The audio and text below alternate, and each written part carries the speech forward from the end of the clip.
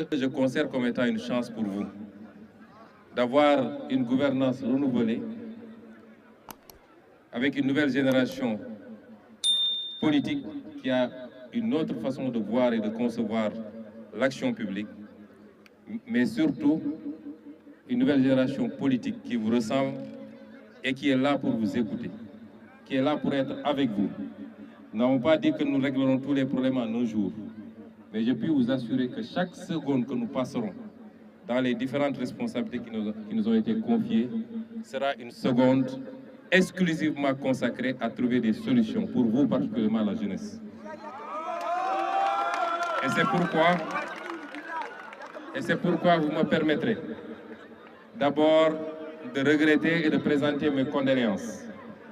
Parce que vous avez entendu il y a 3 jours ou 4 jours, il y a encore un énième naufrage qui s'est passé ici au large de nos côtes et qui aurait coûté, en attendant de voir les chiffres exacts, la vie à beaucoup de jeunes. C'est dommage, c'est déplorable et je lance encore un appel à cette jeunesse. Votre solution ne se trouve pas dans les pirogues. Les pays que certains jeunes veulent aller rejoindre, je peux vous assurer qu'ils sont eux-mêmes soit en crise, soit en début de crise. L'avenir du monde se trouve en Afrique. Et vous devez en être conscients, vous les jeunes. Le seul continent qui a encore une marge de progression et de croissance importante, le seul continent qui devrait porter la croissance du monde dans les 50 prochaines années, ce continent, c'est l'Afrique. Le débat qui se pose est très simple. Est-ce que cette croissance de l'Afrique se fera par les autres et sans les Africains, ou bien est-ce qu'elle se fera par les Africains principalement, et accessoirement ceux qui viendront investir auront le droit également de gagner? La réponse que nous avons apportée, nous, est très claire. Personne ne fera notre développement à notre place. Nous n'accepterons plus que nos ressources naturelles soient pillées pour nous laisser la pauvreté et le chômage qui va vous toucher particulièrement vous les jeunes. Votre avenir, celui que le président Bassirou Diomaye Faye vous promet. J'ai été ici il y a 4 ou 5 mois lors de la campagne. Vous m'aviez accueilli ici et je vous avais dit que nous allons le faire. Et je peux vous jurer que nous allons le faire. Mais nous ne le ferons pas sans vous.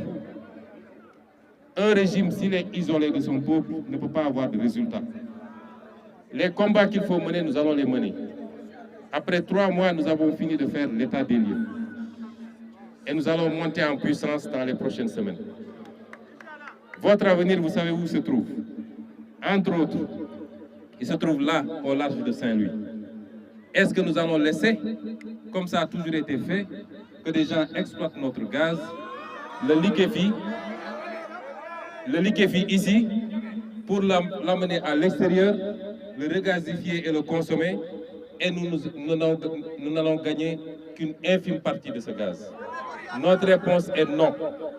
Notre projet pour ce gaz, c'est de le faire venir sur le sol sénégalais, à travers un pipeline qui sera dimensionné comme il faut, qu'on le transforme ici en énergie, qu'on règle définitivement la question de l'énergie, parce que si vous réglez la question de l'énergie, vous réglez la question de la compétitivité, vous réglez la question de la compétitivité, vous réglez la question de l'industrialisation et donc la création de l'emploi pour vous les autres.